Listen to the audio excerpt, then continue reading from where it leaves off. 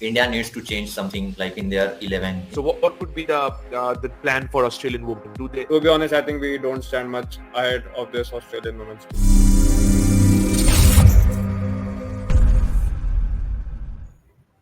It was a wonderful day, if I must tell you, on the 8th of December, if you're an Australian fan, because the men's defeated Team India and leveled the series. Similarly, the women's earlier got a 2-0 lead in the series and are on the verge of doing a whitewash, which we expected.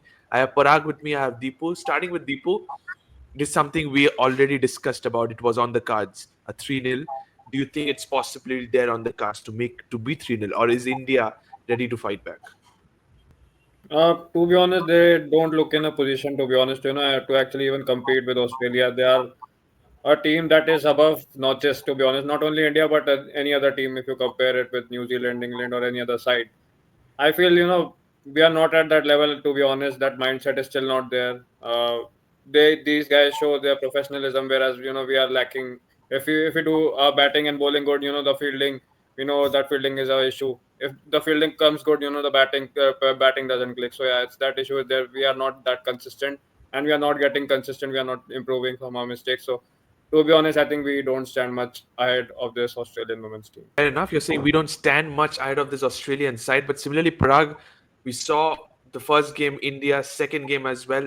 Such a high-scoring game it was, but Australia already batted out India, to be honest, in the first innings, and India couldn't come back into the game.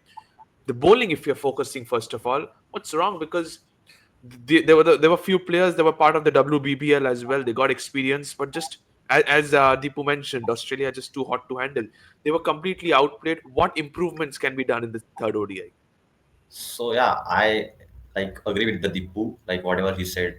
Like Australia like outplayed us in every department in batting, bowling, fielding, and all. Like India didn't able to cope up with all the things like the batting, poor performance with the batting, bowling, and fielding. So I think that they need to just back their plans. They need to make their good game plans, like matchups with like which bowler have to bowl, which bowler have to bowl against the batter, like what weaknesses they need to understand the weaknesses of every batter to to outplay the batting department of the Australia. So I think that India needs to change something like in their 11, in their squad only, because I don't think that if with this squad like the batters which they in the form, the bowlers which we have, I don't think that they will able to like fight back against the Australia right now in this condition, because Australian women team looking so dangerous in this time.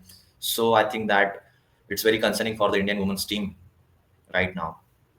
Absolutely, it's very concerning if you're an Indian women's fan, because nothing is going right since the World Cup, and everything is going against. And the team as a unit is not performing well, Deepu. But we had a couple of games at different venues. Now we shifted the iconic WACA. It's not up to stadium. It's for the men's. The iconic WACA at Perth, that is going to be hosting the third and the final ODI of the series. Your perspective? It's a 9:50 a.m. start Indian Standard Time. So your thoughts, because it's going to be a day-night game, expecting that to be. But what is it? What's your thought when it comes to at WACA? Bat first, bat second. Even more tougher. Even more tougher than Brisbane. If Brisbane, offered these two games, what will WACA do, being the bounciest wicket of the world? So, that bounce is still there, even though the Australian board has moved on from WACA, but still that bounce is there. We know how WACA plays. So it will be even more tougher for the girls, to be honest, to cope up with the bounce, the swing, and the seam movement.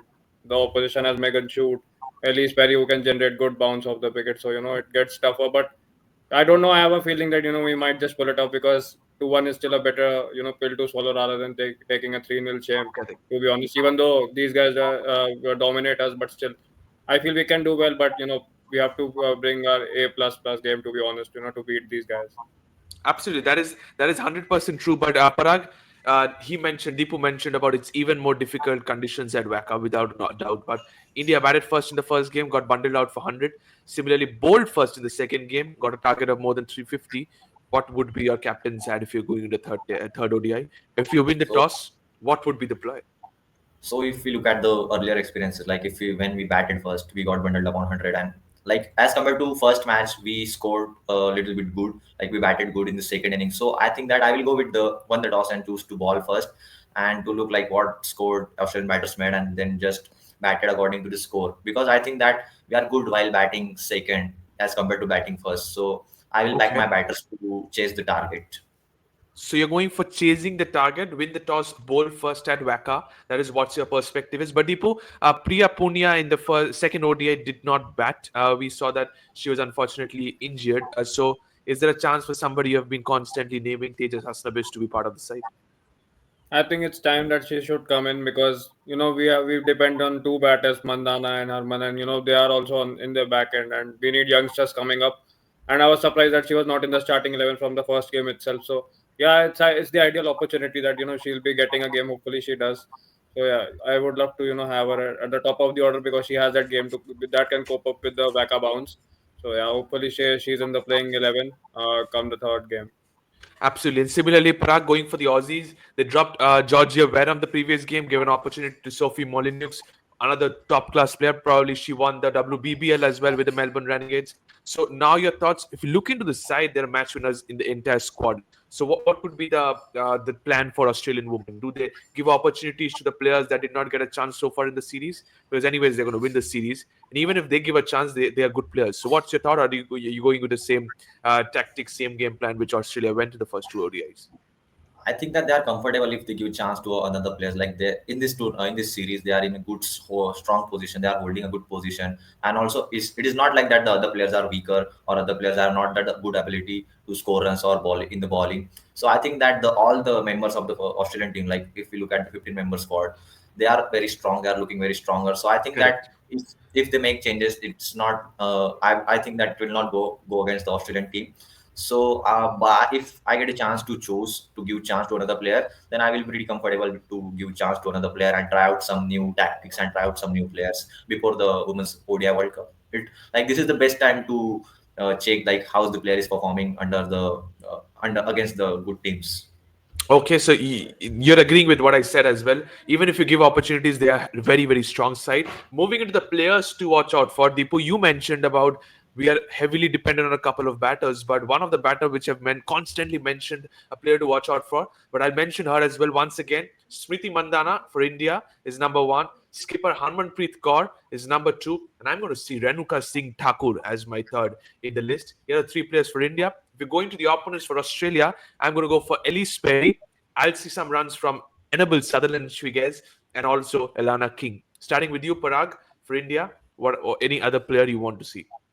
Yeah, I just want to make one change. Like instead of Harmanpreet, I want to see someone like Richa Ghosh who batted very good in the second inning. So I just want to make one She change. opened the innings. I think she was promoted up the order because of the score that was set, and also Priya got injured. But she opened the innings. She got a 50. I think is that a position or the top higher than the order is the better for Richa Ghosh? What's your thought? Because we knew her as a finisher.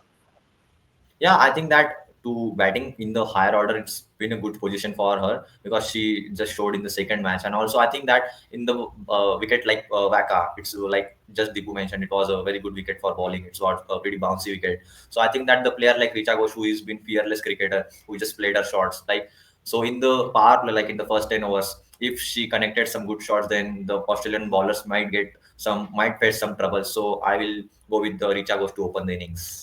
Okay, so you're going for Richa Ghosh to open the innings. You're saying in the power play. That's what I was about to ask the same to Deepu. In the power play, Deepu Parag mentions the field restrictions is something Richa Ghosh might explode. We had somebody like a Shefali Verma who was dropped due to poor run of form. So, what are your thoughts when it comes to Richa Ghosh? Are you supporting her to open the innings? Are you going for somebody like a Tejal Hasnabis? What's the perfect position for Richa Ghosh? I think opening is better. It is, similar to like Rishabh Pant batting in a one-day game in the power play with just two fielders outside. We know how beast he is. So I think Richa is also it has a similar kind of gameplay and nature as well. To be honest, as a player, so I think if we, and to be honest, we need good runs in the first 10 because we know that we get slowed down in the middle overs, and that acceleration doesn't come in the last 10 overs as well. So I think it's better that Richa bats up the order, even though if it's a failure, but at least try to do an experiment and let's see how it goes. Okay, so you're backing that. Any changes from the three players I mentioned for Australia, Deepu? For Aussies, no. For India, yes, definitely. And I'm not going with any of the experienced ones. I'll go with Okay. Jemima, Tejal Hasnavis, and Deepti Sharma. Deepti Sharma, that's somebody you Yeah, mentioned, experienced player. She's an experienced, but she's having a very horrid form, I must say. yeah. Because she had a wonderful 100 at England, but since then the form has dipped completely. So you're going for this. Let's take a look into the predicted playing 11, starting with the Australian woman. I'm sticking to the same side because there's nothing to change around. Phoebe Litchfield, Georgia Vola, the openers, Elise Perry at 3, Beth Mooney at 4, Annabelle Sutherland, Ashley Gardner, Talia McGrath, Sophie Mullins, Alana King, Kim Garth, and Megan Stewart for the Aussies. Any changes, Parag? Doesn't seem like you're seeing your expression. So I don't think any change to do, but I just mentioned earlier if they want to check other players, then they can check like in the batting position or whether it's in the bowling. So if it's depend upon their management, like how they want to check other players and how they want to go for the third match. So right now it's the pretty perfect balanced team. Don't need any changes to do, but like if they want to, they can. But like for me, it's a pretty perfect 11. So you're going for a perfect 11. If they want to make any changes, absolutely they can because they've already won the series. Similar, Deepu going to the India women's side. I'm going with Smriti Mandana and Tejal Hasnabis the openers. Then I'm going with Harleen Deol at 3, Harmanpreet Kaur at 4, Jemima at 5, Richa Ghosh at 6. Your vice is saying she can open as well. That's not a problem. Deepti Sharma 7, Minnu Mani, Priya Mishra, Saima Thakur, and Renuka Singh Thakur are the others. Thoughts on that, Deepu? What's your take? I think that's the only change which will be happening, to be honest, which Hasnab is coming in, obviously being an injury change. Mhm. Even though I was looking for a spot for Radha Yadav because we need good fielders as Correct. well, and Australian grounds are quite bigger, and fielding, we have a lot of issues, to be honest. So I was just trying to find a spot for her to, But can actually. she come in place of somebody like Priya Mishra? But though Priya Mishra has bowled really well, I must say, she's getting that bite, that turn. But do you see a spot for Radha Yadav for Priya Mishra? See, WACA is not going to turn, to be honest. It's a bouncy wicket, so I don't expect any turn. The ball will, come straight onto the bat. So I just feel Radha can bowl slower through the air as well. So that is a plus for us. So, yeah, if there is an opportunity, I'll fit in Radha Yadav for a Priya Mishra. Okay, so you're going for yours, Radha Yadav, you want in the side, just like you said about Tejal Hasnabis. Thank you so much, people. Moving into the predictions time, feels harsh to ask, but yes, starting with you, Parag, 2-1 or 3-0? I will go with the 3-0 as I earlier mentioned. Like Australia will dominate India in third match also. Okay, so no surprises there. Deepu, is it the same answer I'm expecting from you too? I'm saying 3-0, but, Heart says 2-1. I don't know. I have a feeling this time that, we might just pull it off. But on cricketing logic, I'll say 3-0. Okay, cricketing logic 3-0, but he says change of fortunes might just bring in change of luck for Team India. Maybe a 2-1. Thank you so much, Deepu. Thank you, Parag, as well. Thank you, all of you, for watching this video. India woman versus Australia woman live on the 11th of December, starting at 9:50 a.m. Indian Standard Time, is the final ODI of the series, Australia versus India. Sit back and enjoy. Don't forget to subscribe to Fifth Umpire. Press the bell icon as well. Thank you so much.